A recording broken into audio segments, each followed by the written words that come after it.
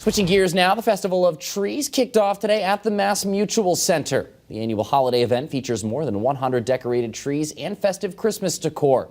Guests have the chance to purchase raffle tickets and enter to win their own tree. The trees are all donated by families and businesses, civic organizations, and schools. Anyone who wants to donate a tree can donate a tree, and then the public comes and tries to win them. The trees all have decorations, and a lot of them have gifts on them.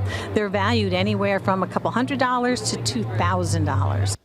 Majira says with every $10 ticket you purchase, you have 25 chances to win. All proceeds from the festival benefit the Springfield Boys and Girls Club.